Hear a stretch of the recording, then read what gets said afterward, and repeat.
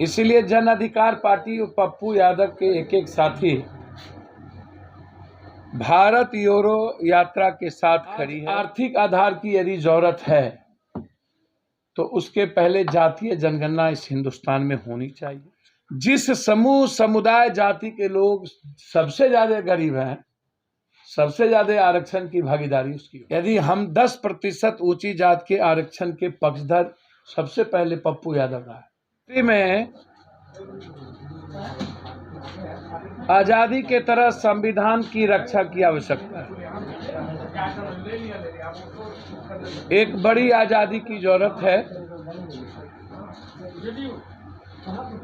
और मैं मानता हूं कि उससे भी ज्यादा संविधान की आजादी और उसकी रक्षा आज आवश्यक है। इसीलिए जन अधिकार पार्टी और पप्पू यादव के एक एक साथी भारत जोड़ो यात्रा के साथ खड़ी है और बिहार में कांग्रेस जब भारत जोड़ो यात्रा 28 दिसंबर से करेगी तो हमारी पूरी पार्टी उसके समर्थन में रहेगी।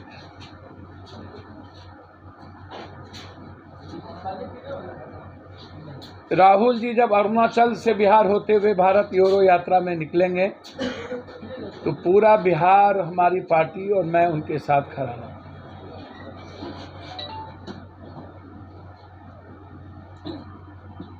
आज देश की आवाज बन गई है भारत जोड़ो यात्रा।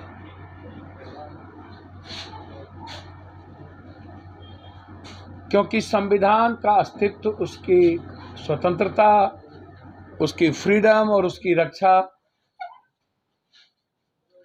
आज हर देश के 130 करोड़ नागरिक की जिम्मेदारी बन गई।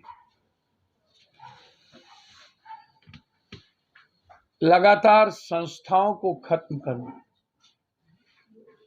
मैं इस हिंदुस्तान के चीफ जस्टिस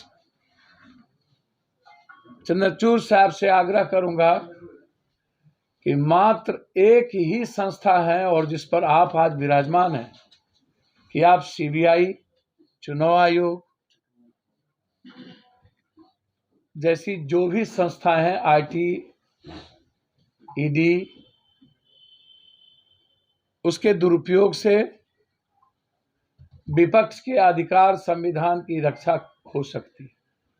अन्यथा दूसरा कोई रास्ता अब नहीं दिखता है सर्वोच्च न्यायालय के सुप्रीम कोर्ट के ऊपर। मैं सर्वोच्च न्यायालय के चीफ जस्टिस साहब से आग्रह करूंगा, 5 सदस्यीय बेंच ने जिस तरीके से आरक्षण के मुद्दों पर निर्णय आए हैं, जिसमें चीफ जस्टिस ऑफ इंडिया ने जो बात कही कि जब आरक्षण के कानून लाए गए थे तो उस वक्त आर्थिक आधार नहीं था, उस वक्त आधार था शैक्षणिक और सामाजिक।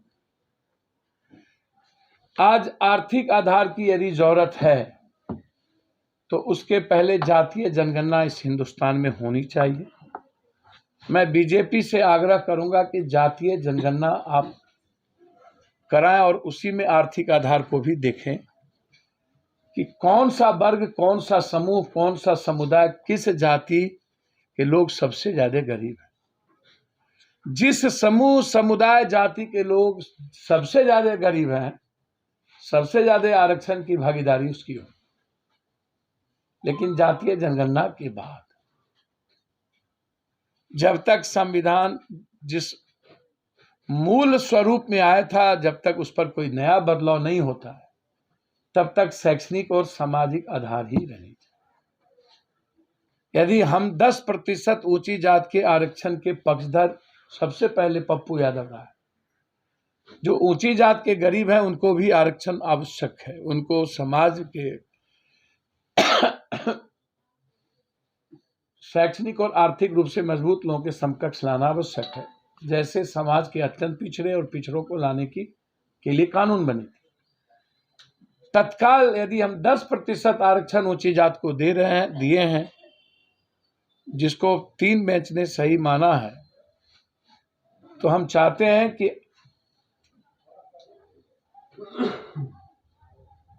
तमिलनाडु के तर्ज पर और कर्पूरी ठाकुर जी के तर्ज पर पिछड़े अत्यंत पिछड़ों की आरक्षण को 60 से ऊपर किया जाए। और साथ साथ 5 जज के में 3 जज की और 2 के आधार पर जो जजमेंट आया है, इस जजमेंट को फुल बेंच में भेजा जाए। 11 सदस्य बेंच में भेजने की जरूरत है।